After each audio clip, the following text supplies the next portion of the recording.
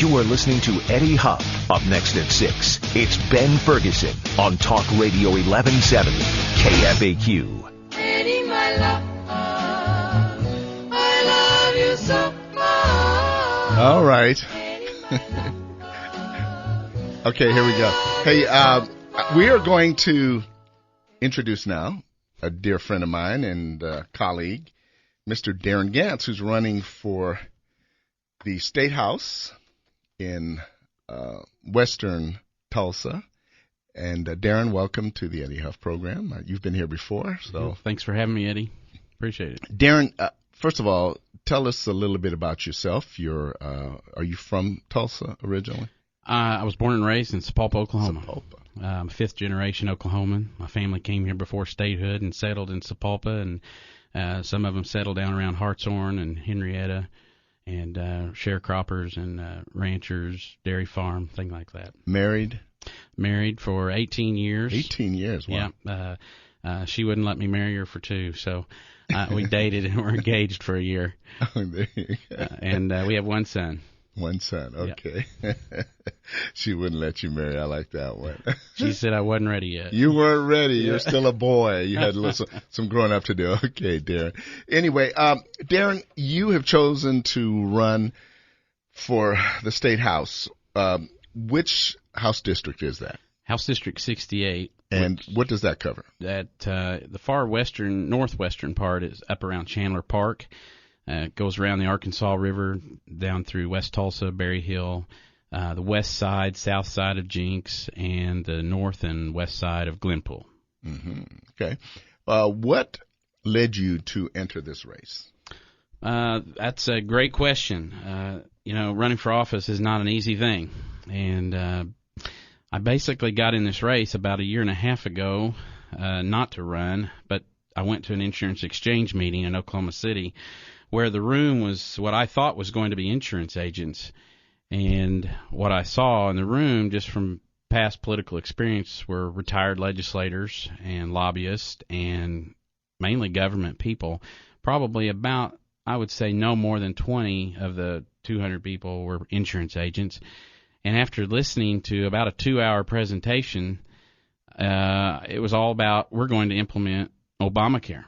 And I was pretty alarmed. They allowed 5 minutes for questions. I stood up at the end and I said, excuse me, but we just voted on State Question 756, which is to stop Obamacare. Our U.S. Speaker of the House, Boehner, just said he was going to defund Obamacare.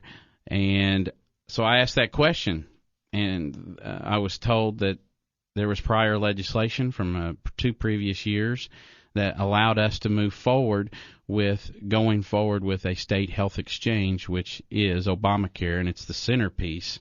Without it, they can't run Obamacare. Right. Now, and that led to be the journey. Fair, that was true. The original House bill setting up the exchanges came up in 2009, correct? That was the first piece of legislation. First piece. Right. But it's a little disingenuous for them to go back to that, since pretty much we have... Which it was before Obamacare ever passed. Right, before Obamacare ever passed. Right. And since then, they've had plenty of opportunity to give up on this idea. They sure have. Especially when the people basically convinced them to reject the federal funding, the $54 million that we sent back after the public outcry.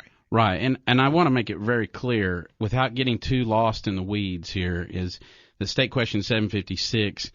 Actually, if you go back, I was working on the Randy Brogdon campaign for governor, and then Attorney General Drew Edmondson had issued a paper saying that they basically were not exactly telling us the truth about that state question. And I know you've seen the information on it, because we've seen it several months last year, I think it was. We showed it to you, that it actually strengthened the case to build a state exchange. At that point in time, we really didn't know anything about a state health exchange. We didn't know that was Obamacare. And then when you start reading the bill and reading the rule changes, you start to find out, hey, that is the state exchange. and the Washington is going to be sending down the edicts like in the old Roman days, and that's what the rule changes are from HHS and the president, no matter which party it is, to dictate to the states what they can and can't pay for. And so that kind of led the ball rolling for me. And so there was a meeting here in Tulsa, and Glenn Mulready asked some insurance agents. Are we about to go somewhere? No. I'm sorry. He asked a bunch of insurance agents to come together, and I happened to be in that meeting. And I asked him the question. I said, "Why are you doing this? Well, the people of Oklahoma overwhelmingly does not want Obamacare." And it's basically we have to do this. We've got to do something. Well, sometimes doing nothing is doing something. And for that point forward, I kept saying, well, why aren't we exercising the 10th Amendment? If nothing else, we exercise the Constitution of the United States and tell the federal government, Oklahoma does not want to play the game. We don't want to participate. We don't want to be mere numbers, and we don't want death panels. We don't want abortion. We don't want euthanasia. And, since that time, the Cato Institute, the Heritage Foundation, the National Review, I brought an article with me. Basically, it says the most important front and center piece is the health insurance exchanges for Obamacare. They have to have the exchanges in order to operate. Right. And refusing to create an exchange is the most powerful thing that states can do to take care of Obamacare and take it down. That's the most important thing. And these are legal scholars and highly conservative individuals. National Review magazine's been around a long time, and that article came out about 3 or 4 weeks ago. And since the House Bill 2130, which was authored by 3 House representatives, mine, House District 68, the one next to us, House District 30, and the Speaker of the House, Steele. Can you name names? Glenn Mulready, Mark McCullough, who was the original author of the bill, and Glenn signed on to it, and so did Speaker of the House Steele, which he had his name on previous year's legislation. Right, in 2009, that original bill. The original bill, that's correct. That, right. Mm-hmm. And basically, they've been pushing forward with this, even though we worked so hard to get this defeated in 2011. And then they formed committee meetings and met all through the summer and through the fall, still to come up with a new bill called Senate Bill 1629, which strike the title of exchanges and move forward with a trust. And we've heard the governor say, okay, we've refused the money now, but we're going to build a trust. Well, a trust is not a great thing, people of Oklahoma. It's probably far worse. It's a Title 60 trust, for those who don't, which creates like an authority, like the Grand River Dam, the Turnpike Authority, the Trash Tulsa Trash Authority. Exactly. The Trash Board is a great example of that. Once it goes into that, people no longer have any say in what they do. Yeah, it's an appointed, faceless, nameless group, and the people are no longer in control. And right now, today, let's just face it, you have the ability to go to your doctor and talk to them and decide what your health care is, and it's going to be. That's not the way this is going to be run. It's actually going to be state-run health insurance exchanges mandated and regulated by the federal government. And I don't know any government program that solves the problems of the people the way they should be solved. And I've got another article here I brought. Accountable care organizations will take the place of health insurance companies by 2020. This article just came out recently. It was studied by Harvard. And the New York Times op-ed columnist put this study out. And from they're Harvard. Called what now? Accountable care organizations. Accountable care organizations. It will kill health insurance as we know it today. Eventually, what will happen is we're going to have 1 or 2 health insurance companies, and they will be operating in partnership. I use that term loosely, with the government and with third-party administrators, which that's who one of my opponent actually works for, is a third-party administrator. Right. And what will happen to insurance agents, who is your first line of defense, Eddie, as you know, when a claim is denied, you call your insurance agent. He goes to work for you right then, or she does. And that's what we do. Eddie and I do that every day for our clients. And if that happens, And that'll go away, and basically you'll be dealing with a bureaucracy, a layer between you and your doctor and a healthcare system. A healthcare system may be a doctor group. As you know, most doctors are getting out of the private practice.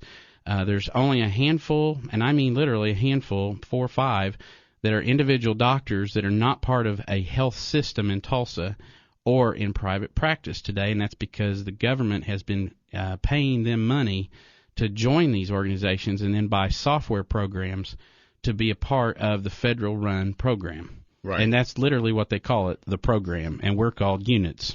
Mm-hmm. Yeah. Let's take a call, because the thing about this, Darren, we could spend literally 2 hours on this or more, because it's so deep, the whole exchange thing, the electronic information storage, that's another whole aspect, but we want to stay on the exchange deal today. Right. But let's take a call here. This is John. Hi, John. Hi, Mr. Gantz. How are you? I'm great. Thanks for calling, John.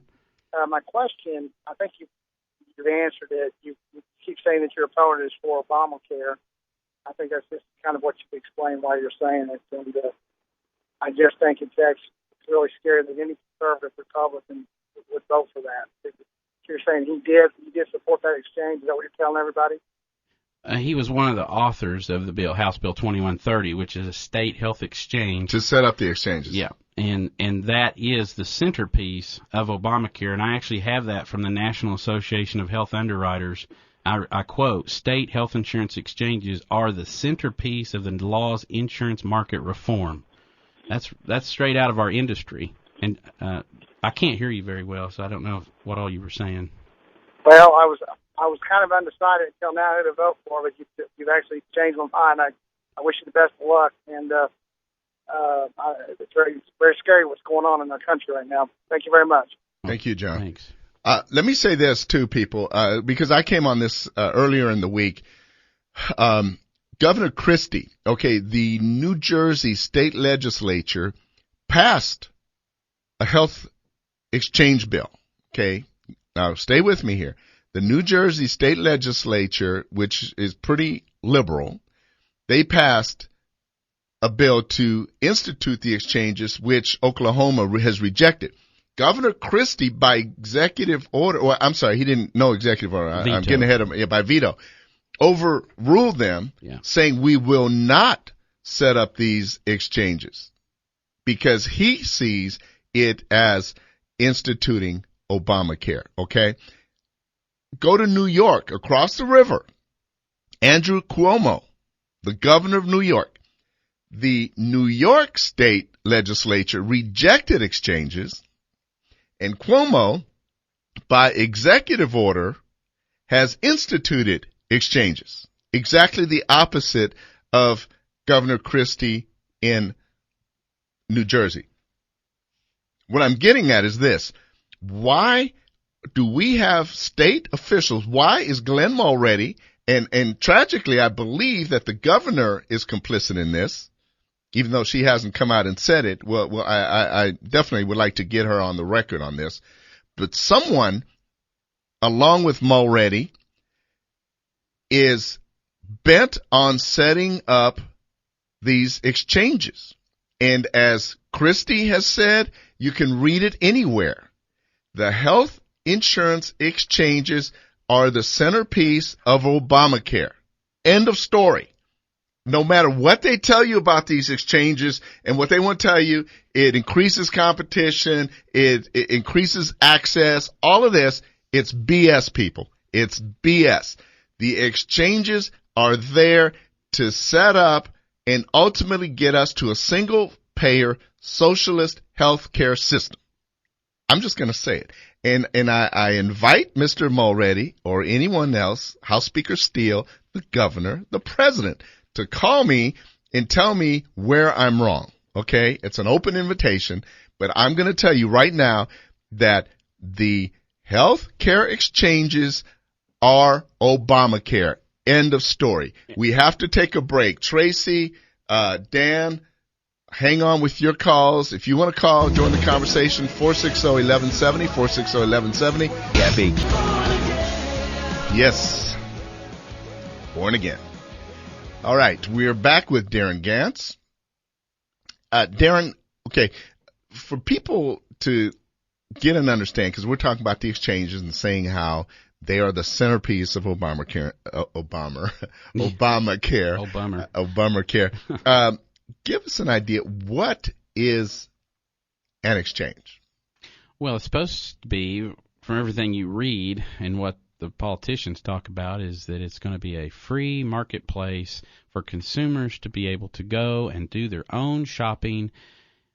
But that already exists, Eddie. It's called healthcare.gov.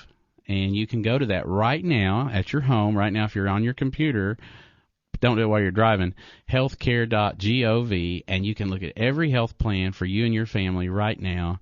So that begs the question, why do we need another website, and why do we need $54 million to implement that? Okay, yes, because we pretty much busted them on that whole Absolutely. deal. Outed that's a farce. What about the other aspects? It's supposed to increase competition. Well, if that was the case, why doesn't Japan have one? They have 5,000 health insurance companies in Japan, and we have 6 major health companies. We have very few now, thanks to PPACA, which is Obamacare, for those who don't know, Patient Protection Affordable Care Act. About a handful of true major medical catastrophic plans, because most of them were eliminated because they were too rich in benefits, and unfortunately, it just goes to show that we're eliminating competition. Dr. Ritz, when he debated this on the House floor, he said, we're going to limit competition.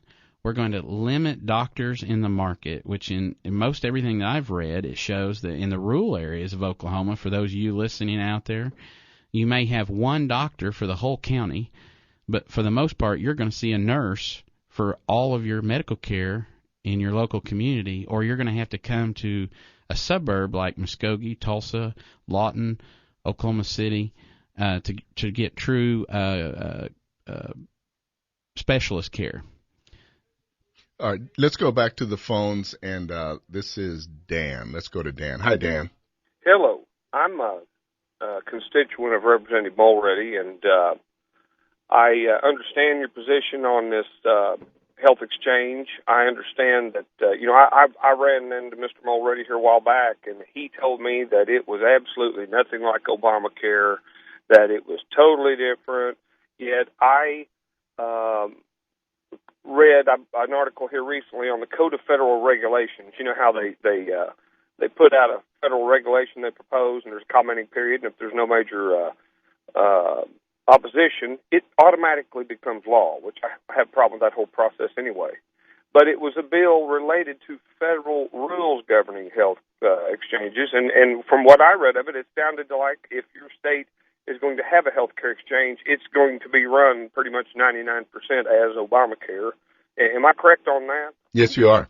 Yeah, Okay. and if I could just say, the first rule changes that came out, which is probably some of what you might have read, under Section 1311K, it clearly states, each state electing to establish an exchange must adopt the federal standards contained in this law, PPACA, and in the proposed rule, or have in effect a state law regulation that implements these federal standards. So in other words, you either implement the state health exchanges with our rules, or change your state laws to mirror image the federal laws. That's what I thought it read, and I quizzed him about that, and he denied that. I think I was lied to by my representative. I don't appreciate it. And another thing that I have an issue with him is I don't like revisionist history. And what I'm getting at on this term is when a baby is born, the state of Oklahoma issues a birth certificate that's signed by the doctor and the nurse, and it states what sex that person is. Now, if this person becomes one of these individuals that thinks they need to go have a sex change and let's say he was born as a male and wanted to become a female, that's their right, evidently, under the law. However, I have a monumental problem with a bill that Mulready voted for that allows these people to go back, transgendered people that change their sex, to go back and change the original birth certificate to show that they were born as a female instead of a male. And what's next? Are we going to be doing this with who knows what? But I want to know, how would you vote for such a thing like that, Mr. Gantz? Oh, Dan, hold on. We want to stick on exchanges today, Dan. So I appreciate that question, but we've got other callers waiting. So thanks for your call. Okay. Yeah, that's. I just want to stay on the subject of exchanges today because we're limited on time. Let's go to Jim here. Hi, Jim.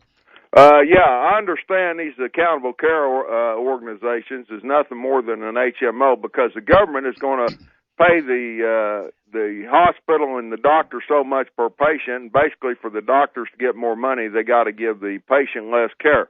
Now, another thing I'm worried about these accountable care deals, if I get the cancer, I'm going to MD Anderson. If I get a bad heart problem, I'm going up to the Cleveland Clinic. I'm not going to be limited where I can go. Now, I can do that right now on Medicare because since Medicare pays for all the interns and residents in all these hospitals, if you got a regular Medicare with a regular supplement, you can go to these places. So what he's basically doing is giving you fourth-rate care by not letting you see the people that might be the best in the industry. Now, I would like him to address these things. Okay, thank you. You talking to me? Yeah. Okay. Yeah, I do. I do agree with. I am him, but not the author of the bill or the one who pushed it. I'm Darren Gantz, and that article I alluded to with you earlier about the accountable care organizations. That Jim, was that his name? Yeah. Jim, the caller there. Jim, you're exactly right. That article alludes to that. It says health maintenance organizations tried something similar to this.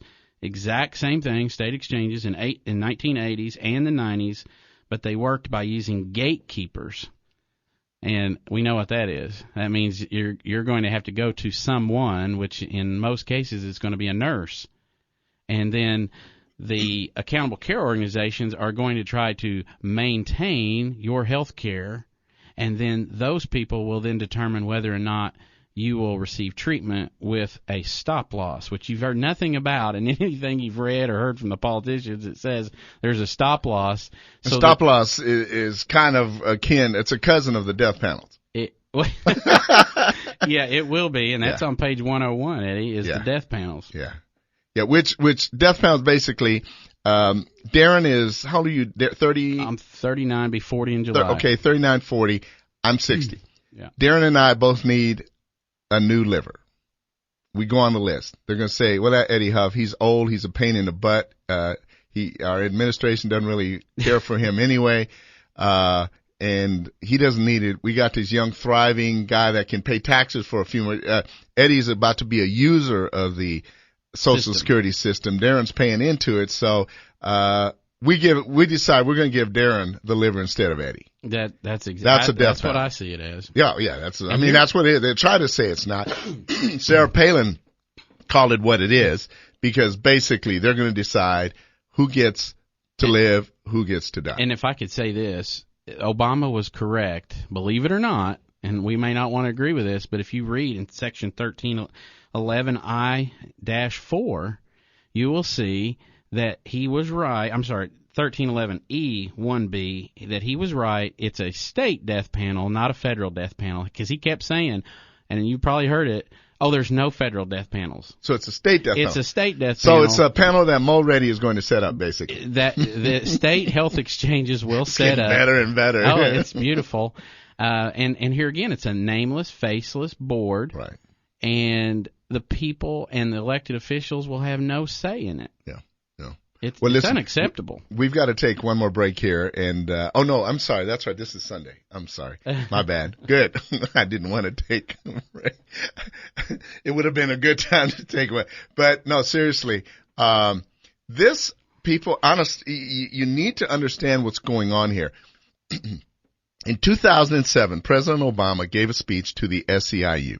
In that speech, he said that I'm with you. We are going to get single payer health care, which means basically the government Everything goes through the government. It's a federal socialized medicine plan, okay?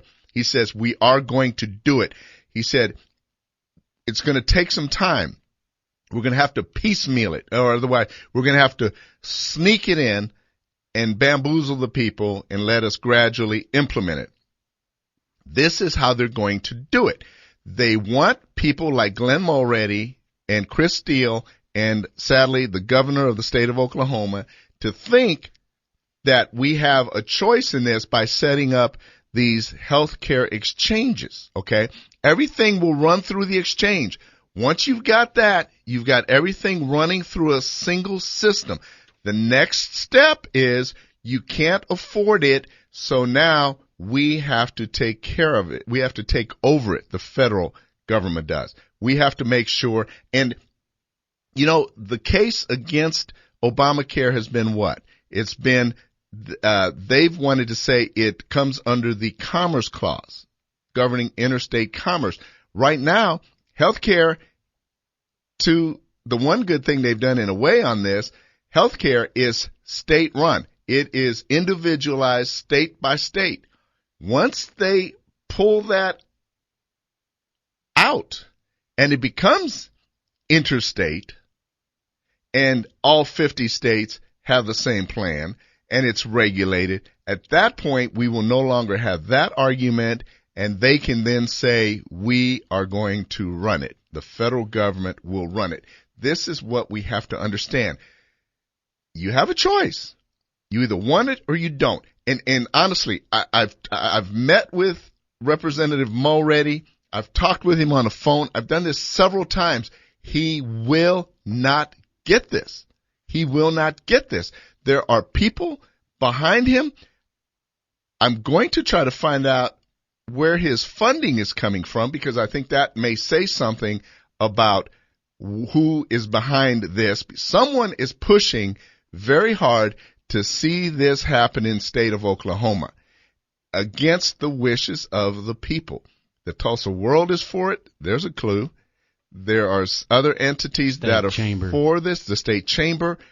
There are entities that are very much for this because there are some big money people that will get even bigger money. Now, I'm not against people making big money. I just don't want it to be in the hands of a select few who play the government game, and they are going to enslave us to our government. I'm not going to let that happen on my watch. If it happens, you can't say I didn't try to sound the warning, and people like Darren Gantz didn't try to sound the warning. Darren, what do you say? I say this. Our rights are given to us by God. Our Constitution and the Bill of Rights defends that. We need to stand firm as a citizen and the people of Oklahoma and exercise our rights. And I hope you'll join with me and join this fight. Help me go door to door, donate, tell your friends, your neighbors, Facebook about it. Tell your friends. Go to my Facebook, Darren Gantz for State House. Go to my website, darrengantz.com. It is a real issue, Eddie, and this is our freedom. I tell this to people anytime, any place I go. And I wish Glenn Mulready would quit lying about it. I wish he would come out and tell the truth, that what it really is. I wish he would come out, and if he won't, then debate me, Glenn Mulready. I'm ready. I've got all the information. I've read it. It's in my head every day, and I'm just thinking how that affects people like my mom, how it affects my son, how it affects the future generations of America, not just Oklahoma. I hope you people out there will listen and stand up and fight in your community, because this is the fight of your freedom in your generation is right now between government taking over your life, and it will with this kind of program. And in all fairness, I invite Representative Mulready to come on my show. I will give him a full hour to explain it, and we will discuss these same issues, and anything he takes issue with that I've said, I will be happy to allow him defend it and tell me where I'm wrong, because, again, I do not understand why he and others, he's not alone. Let's be clear. He's not alone. But there are people in our own state legislature, and sadly, tragically, they're Republicans that are bent on seeing the healthcare exchanges set up. They're bent on seeing those set up. And when I say that these death panels will be what Glenn Mulready sets up, it's what I mean by that is in setting up the exchanges and opening the door, the state will set up these panels. That Title 60 trust will be entrusted with doing this. That's what I mean by that. This is opening the door for nothing good. That's what I say. So again, Representative Mulready, I invite you to come on. We'll set up a time, give you the full hour.